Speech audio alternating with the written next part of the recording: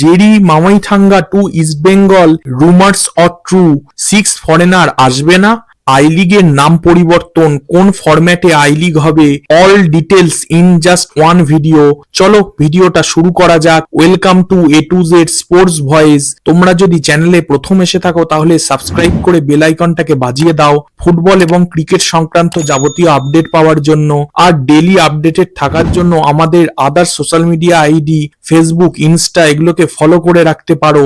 Now come to the point. বুধবার অর্থাৎ আজ আই লিগ ক্লাবস আর এআইএফএফ এর অফিসিয়ালদের মধ্যে মিটিং এর পর সিদ্ধান্ত হয়েছে যে 21শে ফেব্রুয়ারি থেকে আই লিগ হবে, এবং শুধু তাই নয়, আই লিগের নাম পরিবর্তনেরও প্রস্তাব দিয়েছে ক্লাবেরা।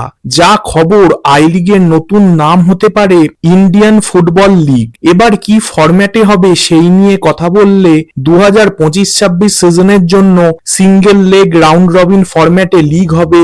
লিগ তালিকার প্রথম 6টি দল home and away championship round খেলবে, আর শেষ 5টা দল সেন্ট্রালাইজড রেলিগেশন রাউন্ডে খেলবে। শুধু তাই নয়, প্রথম পর্বের পয়েন্ট দ্বিতীয় পর্বেও বহাল থাকবে। তবে সমস্যা একটাই, অলমোস্ট সবকটা ক্লাব আই লিগ খেলতে তাদের পার্টিসিপেশন কনফার্ম করলেও আইজল, চার্চিল ব্রাদার্স, চানমারির মতো ক্লাব এখনো পার্টিসিপেশন কনফার্ম করেনি। এখন জেরি মামাইথাঙ্গা টু ইস্ট বেঙ্গল, এটা রুমার না ট্রু, এই প্রসঙ্গে এলে দেখো, জেরি 28 বছর বয়সী রাইট উইঙ্গার। সে ডিএসকে শিবাজিয়ান্স থেকে ফুটবল কেরিয়ার স্টার্ট করে সেখান থেকে নর্থ ইস্ট জামশেদপুর হয়ে ওডিশায় এখন খেলছে। ওডিশায় তার 2019 থেকে 2025 6 বছরের স্পেলে 112 ম্যাচে সে 17টা গোল করেছে।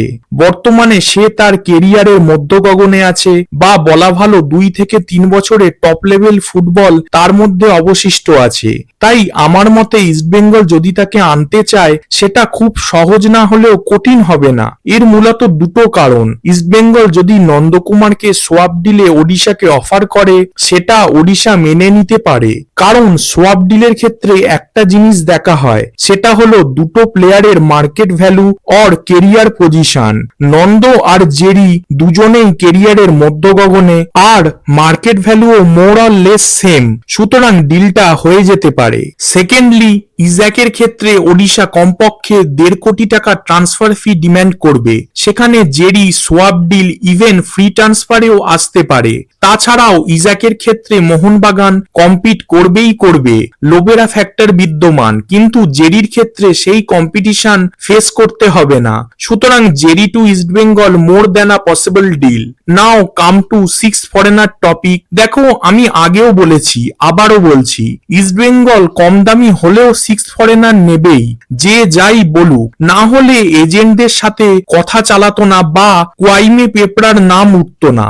সেকেন্ডলি, ইস্টবেঙ্গলের আর্ক রাইভাল মোহনবাগান যেখানে 6টা ফরেনার নিয়ে খেলবে, কেরালা, চেন্নাই, ইন্টারকাশি নেব না করেও ফরেনার নিচ্ছে, সেটা ইস্টবেঙ্গল ম্যানেজমেন্টের মাথায় ঠিকই থাকবে। সুতরাং ইস্টবেঙ্গল 6 ফরেনার নেবেই, নিশ্চিত থাকো। ভিডিওটা যদি ভালো লাগে তোমাদের তাহলে সাবস্ক্রাইব করে বেল আইকনটাকে বাজিয়ে দাও, লাইক করো, কমেন্ট করো, শেয়ার করো। Thanks for watching. Jai Hind, Jai Bharat.